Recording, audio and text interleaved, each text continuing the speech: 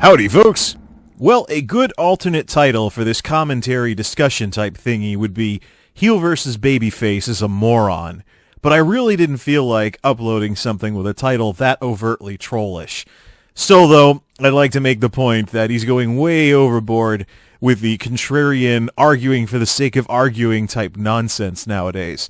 So what we have here is Mr. Goodman in Guild Wars 2 hanging out in Queensdale with the beautiful weather and the beautiful scenery, as usual, although it looks like the bandits are blowing up the water pipes. Oh, no, actually, no, yeah, there's a couple of them. There's a couple of them that aren't spraying over there, so the bandits are blowing up the water pipes again. I'm not going to go over there and start doing that event, because I just want to do a quick commentary about some stuff that's going on with MMOs right now, and add some nice scenic footage to the discussion. So here we are in Queensdale. All right, so let's talk about this, shall we? So anyways, HeelVsBabyFace, or should I say as from HeelVsBabyFace. He likes to pretend he's like from some kind of group or something. I don't know. Is there anybody else from the HeelVsBabyFace channel? Or is Az kind of just puffing himself up, so to speak? But he flipped his lid about Blizzard closing the comments on a dev water cooler type post about expanding the in-game shop. And quite frankly, I think he's grasping at straws. First and foremost, knowing WoW's toxic player base, it's outrageous to say, oh, look, they're closing the comments. Censorship! It was an administrative announcement about expansion of the in-game store, not discussion of major plot points, and certainly not something like the flying discussion, which was highly controversial. It was none of that. It was just an announcement, hey, you can buy more services now without exiting the game. Nothing too big. People probably start drama over that because WoW players will start drama over everything. And anything, actually.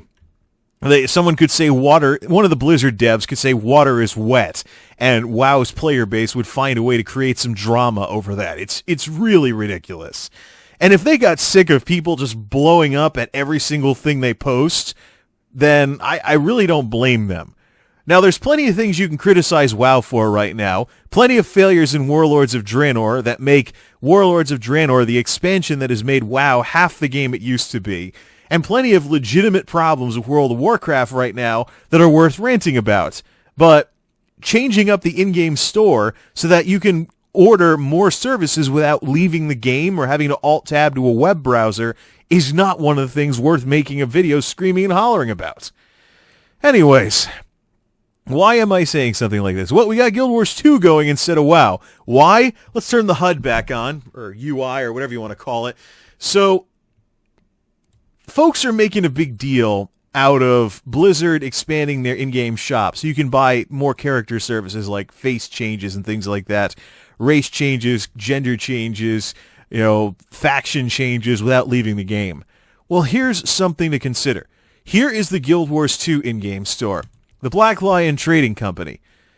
There it is. And look at all the stuff you have. You have a home page. You can even buy the Heart of Thorns expansion through the in-game store right now. You have promotions. Oh, wait, what's that there? Oh, more armor skins, things like that. You have things that are on sale. You have outfits and armor skins and things like that. You have miniatures. You have gathering tools that don't wear away, or you don't have to keep buying gathering tools if you get one of these, something like that. There's even goofball things like musical instruments and miniature non-combat pets. But over here, we have services. Yep. You can do all kinds of things like a makeover, what's this total makeover kit? Height, physique, skin color. You basically go back to the character select screen. I don't think you can change race, and you can't change your profession either. There are some limits. Well, the stuff basically that ArenaNet will let you do in-game. You don't have to go poke around on some website. And in the case of WoW, it was a double whammy, because not only did you have World of Warcraft site to deal with, you also had Battle.net, so you had 2 layers of web pages in addition to the in-game store. Too many to be competitive. Too many to be comparable to games like even Guild Wars 2. There was just too many layers to get basic stuff done, like a faction change or a race change or a face change or something stupid like that. Actually, you can go to the barber shop to get a new face. But things like skin color and stuff like that. I mean, there's all kinds of... There were too many layers. It's that simple. Now, there's ways in which World of Warcraft is falling behind games like Guild Wars 2.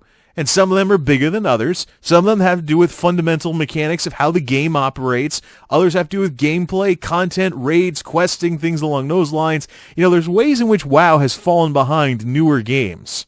And this was maybe not one of the bigger ways in which WoW fell behind, but it was still a legitimate way that WoW fell behind, and things needed to be cleaned up.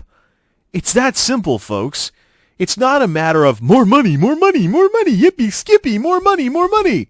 You know, as if Blizzard hasn't had enough successes with microtransactions and other things, other ways in which the dropping subscription numbers haven't bothered them too much. You know, it's not totally a matter of more money, but simply a matter of just parity. And I'm not talking about parity like Weird Al, Parity, being competitive with other games of its type. You know, this is one of those things that they could easily fix, so they fixed it. Probably they did it so they wouldn't have to divert too many resources away from Legion's development. So, there's plenty of stuff to criticize WoW for right now, but this in-game shop expansion, when other games are doing in-game shops better than Warcraft is, it's not one of them. So, quite frankly, HeelVsBabyFace has been striking me lately as someone who's grasping at straws just to have stuff to complain about that's WoW-related on YouTube. And this does not surprise me one bit. Considering what happened with his Saberstalkers discussion, and the stuff that he just plain got wrong, because he couldn't be bothered to do a tiny bit of research to find out where he was wrong before shooting his mouth off on the internet, I really can't say I'm surprised, but HeelVsBabyFace, his own problems are for HeelVsBabyFace to deal with. As for me, I've called this guy out, quite frankly, and that's really all that needs to be said about this. So yeah, Blizzard expanding the in-game shop to include character services without logging out of the game is nothing to blow up about. There's plenty of bigger fish to fry, so to speak, when it comes to WoW controversies. And WoW commentaries even, doing commentary videos on the internet about WoW. There's far better things to sound off about. And when you consider that Guild Wars 2 has its expansion coming out later this month, and the Black Lion Trading Company is significantly more robust than what Blizzard has for an in-game store, not to mention, not only do they have an in-game store, they had multiple layers, the WoW site and Battle.net going on, where you had to poke around multiple websites to get something that other games let you do without even shutting the game down or alt-tabbing out of it. It's common sense, really. If anything, Blizzard would have been morons for not doing this. So like I said, there's a lot of things that one can criticize WoW for at this point, but this in-game shop expansion shouldn't be one of them. Thanks for watching, folks. Till next time, this is MultimediaJay, signing off. Thanks for stopping by.